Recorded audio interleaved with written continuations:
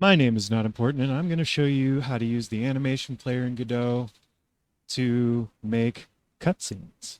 Some real examples that you can use right now. Let's get into it. Let's get into it. So I made this little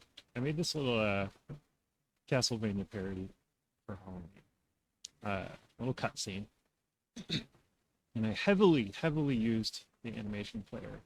I used every single type of track other than the 3D transform. But don't worry. I will do a little 3D transform thing too. Since my last video, I have gotten better at it, so I can actually show you how to use it. Don't worry. Okay. So first off, let me show you what it is. We got a little cutscene. We got Val walks up. We have the sprites animated. We have some dialogue going. Perhaps the same could be said of all religions.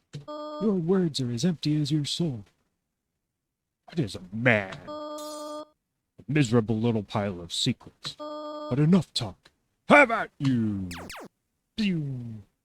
Okay. So, how did I do it? Step one. I animated the sprites, right? I don't have the actual players in this, the fighters from my game. I just have the little character sprites, and they're animated, and they're animated in two different ways. I'll show you the simplest one first. So this is a property track. There's two property tracks here. This is animating Val. So I have the sprite, and the easiest way, I think, to animate the sprite using the animation player, you can use also the animated sprite node, but I prefer this way. It gives you a little more control over things. So you go into the tab over here, you do animation, you tell it how many frames your file has. So in this case, I'm using this sprite sheet that I made it in A sprite. It's just got 6 frames horizontally, so I tell it 6 here, and then this is the frame property, and you can animate any property with the animation player property track. So in this case, I am incrementing the property track. That's very basic. But I'm also, at the same time, on the same animation, I am changing her position.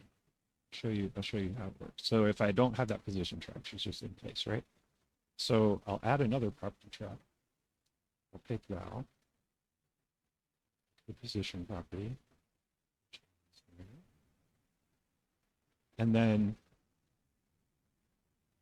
I can just start off where she is, key that, it's in a key, and then I put her where I want her to be, which is over here, and then I pick all right, you got to put the spot that you want to put the key in before you do the moving around. And let me show you a little trick here. This recording button up here in this location, when you use this instead of using the little key icon over here next to position transform, you can decide this is gonna key the location of whatever I have selected. If you hit this record button, then whatever changes you make to the object you have selected, it will automatically put a key in here if you have the track. So if you have a position track, if you don't have the track for it, it won't put the key in. So you got to go in here and you got to add the property track before you use that. Hitting this key button will put a track in if you don't have a track. But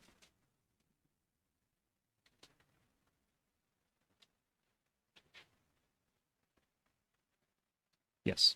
So if I wanted to also change her rotation, I could do this and then hit key to put in a rotation, and then I could move her, and then I could change her rotation here, and then it will oh, I didn't put in the key here. So see, since I have the record enabled, it automatically put that key in to rotate. So now when I play from the start, she'll go up there. She'll also rotate, pop her back to that old position. So, and that's happening really quickly, so it's hard to see. Let me just do the workstation. So see that? Nice and easy, right? So much easier than this even, because you can do multiple things at a time. It's really nice. Okay, so I want her to start up here off screen. I'm just going to key the location. So hit key, create, and I am going to create the reset track this time.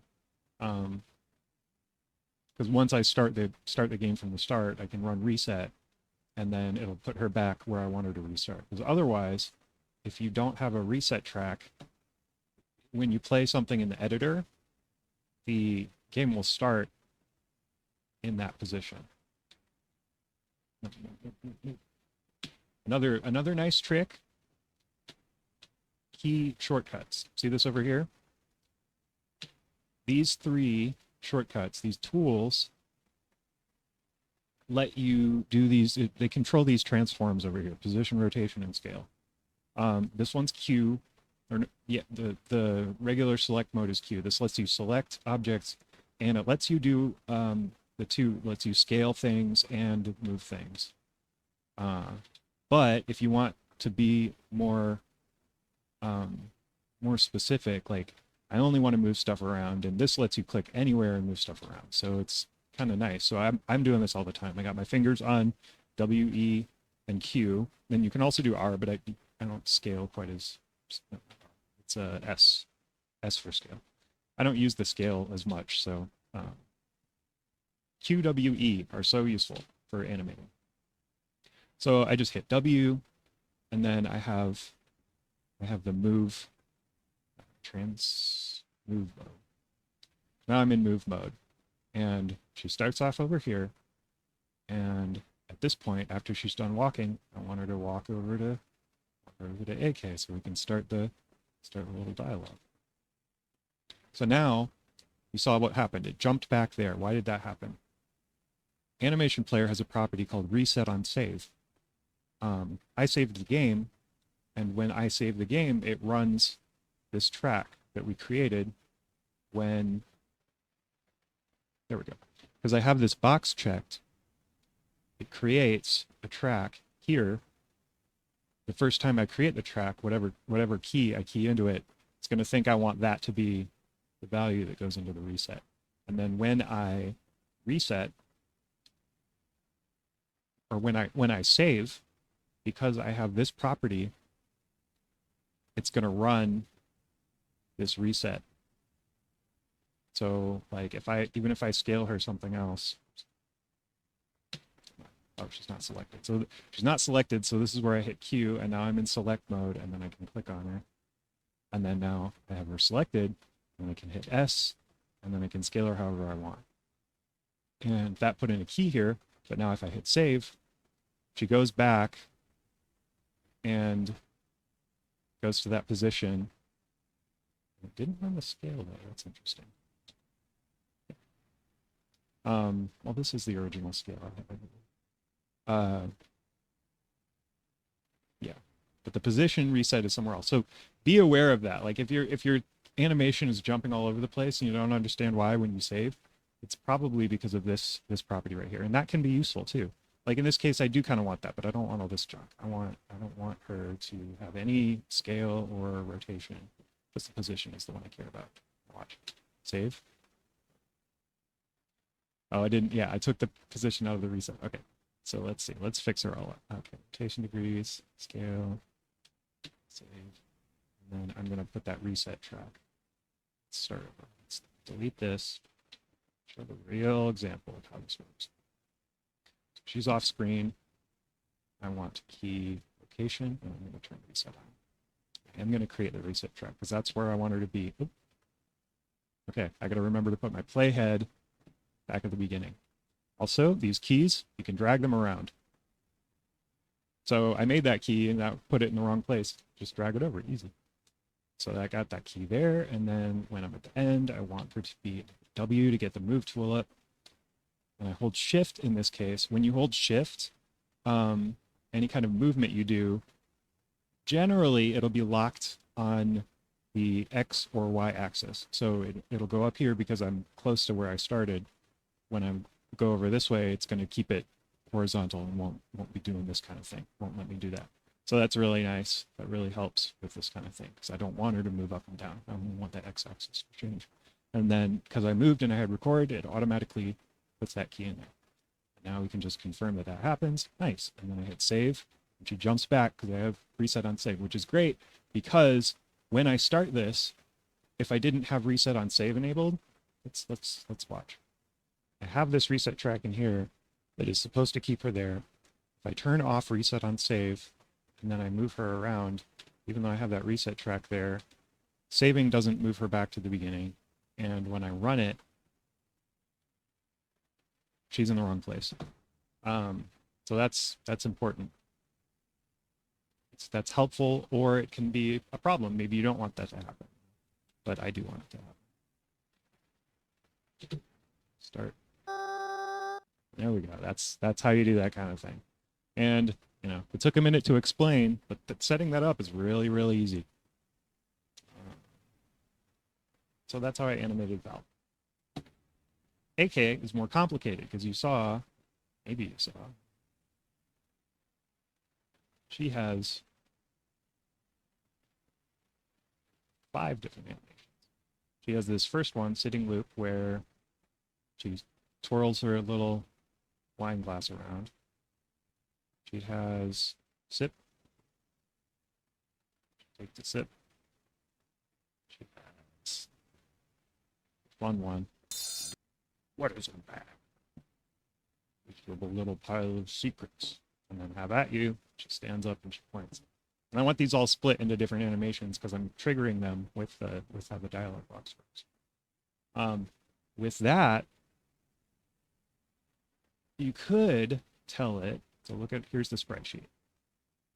You could tell it, I have 8 horizontal frames and 4 vertical frames. The problem with that is these 4 frames, this is frame 0, this is frame 1, and up to frame 5.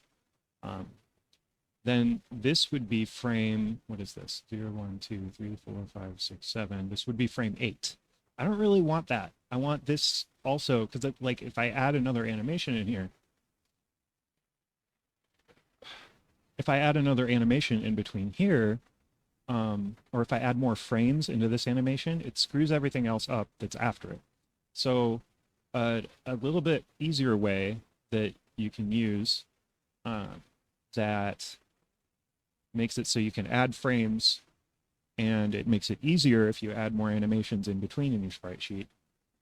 You use this here, texture region. So the way you start this, you get your sprite sheet, you get your animation player. Rather than telling it you have all those frames vertically, I just tell it I'm going to play this have at you. I have 8 frames here. And I'm setting the region to be this square with all of the 8 frames that I want. The easy way to set up the animation region, or the texture region, there's a couple different snap modes you can use. Grid snap is the easiest one to make squares happen. Pixel snap is a little harder because it snaps on a very small scale, so you have to count stuff out. And then auto slice is cool, but I can't really figure out exactly how to use it well because like it causes a lot. If your sprite is really simple and it's like centered around the center point, then it works. Like for this one, it won't work for me because I have this little wine glass, and it would make the wine glass into a separate frame, and this one little shard of it. So auto slice is very, very specific, and it can be cool, but I've never been able to use it actually for what I need. So for this case, you can set your step to the size of 1 frame. That's the easiest way. So I have my size 1536 by 768. So what I have here, it's a square. I know it's a square. You can figure that out by typing in the horizontal size 1536. So if I did that, it would be wide, or it only lets you go up to 256. So but if I did like 100, it's going to set the size of the grid you can automatically get to, uh, to 100 pixels by 192 pixels. So if you have a big number like this and you want to know exactly how many pixels, don't bother getting out a calculator. You hit the 1536, and you can do arithmetic in these little number boxes, which you can do anywhere, by the way. That's very useful. I didn't used to know that, but you can just 1536 and divide it by the number of frames you have. Right? And then I have 192. So that's how you get to that. You can reference over here. And I did the same thing here. I did 4 divided by, or 768 divided by 4, and it gives that. So then once we have that, we can animate this the same way. We could, like when you set up a texture region, and you do that in this in a sprite, in the sprite node, there's this region drop down or whatever you call this. You have to click this enabled box. And then what that does is whatever region you select, and you can easily do it here. You can also type it in manually over here, but it's way easier. So this little tab down here, it lets you just grab with a square to get region you want. And that will treat this sprite, this texture, as though you had a sprite sheet that just had whatever region you put in it. So that is really useful for doing big sprite sheets like this, because you can make multiple sprites. Like I could make another sprite, duplicate. I could put so many things in this one sprite sheet, and I could just use a different texture region for her. I think, no, yeah, the texture region is a sprite node property. So I have double AK. And now I can tell it that this animation is 5 frames. And then I have duplicate, and this sprite and this sprite use the same texture file, but they have different regions. So it doesn't have to even be down to one character. You can put your every character in one sprite sheet. If you have, if you have not very many and they don't have very many frames, you don't even have to bother with having like 6 different files. You can put a lot of stuff in one sprite sheet. It can help you save space. You can pack stuff down, and make it easier to export things. You can put all your characters in one file in whatever graphics program you're using and export it all at once. You don't have to export a bunch of things. So that this is really convenient, and it's a good way to animate as well. Let's double. Okay. So let me show you how, now that we know about texture regions, show you how to animate texture regions. And this can get a little bit. So I'm just going to make a new one to show you. So I'll recreate the row glass. Okay. So I have this sprite that I want to animate. I have the big sprite sheet. Right now, let's say that it wasn't texture. And I'm going to start off from as though I just loaded it. So I have a texture region. Nothing selected. This is going to reset to being nothing. 0, 0. So when you start off, rectangle is going to be 0, and it's going to be up here. And then if you enable, it's going to give you nothing. You have to actually pick a region before it'll show you anything. And then you hit enable, then it'll give you whatever you select. So, okay. So the piece I want is this. So this is always going to be, in this animation, I'm only ever going to use this region. So what I'm going to do is, at the beginning of the animation, I'm going to put in a keyframe. Don't create a reset track for this, because I don't want that to be happening when I save or when I start, because I don't know. It might be this one or it might be different. I don't know. This one is not the one I want to reset, because this animation player is going to have a lot more animations. So if anything, I want the top region to be the reset track. Okay. So this way, whenever I do a different animation, right, when I go back to my new one, which is throw glass, it automatically sets the region back to what I want. So now we're set up to get it started from the right place. But you'll see this square is actually wrong. The reason for that is that the animation still has the H-frames from the old one, which is the bottom one, which isn't what we want. We want 5 H-frames. So I'm going to set this to 5, and now it's the right size, and we can see that by like jumping through the frames of animation, right? But that's not always the case. We want that sometimes, we don't want that other times. You can key any property, remember? Remember, you can key any single property you want in these animation players. It's so great. So when we start this animation, we're going to tell it how many frames it has. This region has a different number of frames than the other animations. And, oh no, how do you get it to change? Change it right here in the animation itself. So before we even start the animation, right immediately when we start the animation, we tell it what region we want and we tell it what number of frames it has. Then each animation can be a different number of frames in the sprite sheet, so you can pack stuff down. Okay, so now that we have this, it's just like if you had a file with one strip. So we can start animating just like we animated Val, right? I'm not going to create the reset track. And then when you're animating frames, you might know this if you've done this before. When you hit key here, the first time it puts in the frame and then it increments this. It'll increment this automatically. And then if you hit key again, the first time you do it, it won't increment the playhead. So it will put the next frame in right on top of the frame you just keyed, which is not great. It's not what I want. So what I do for this is I start at frame 0, I hit key, I create the track, and then I go back to 0, and then I rekey it at the same thing, and then it starts incrementing the playhead, and then you can just click, click, click, click. And this line, by the way, this line means that the two keys are the same. So anytime you see this, sometimes that means you can delete this, but there are times when you do want a duplicate key at some other point.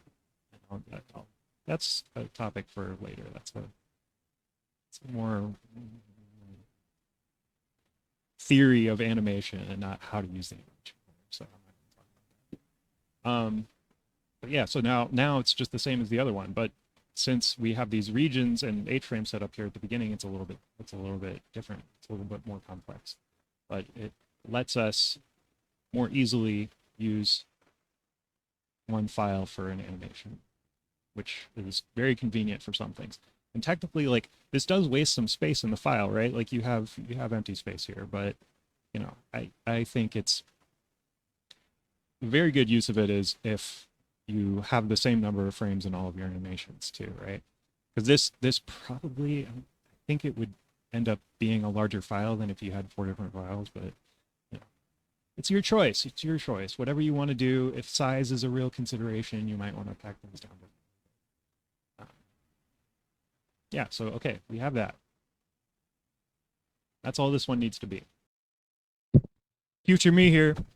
I shot this all at once, but it's way too long, so you're going to have to watch the next one. Sorry, Charlie. Click on it. Click on it. Put it up there. Click on it.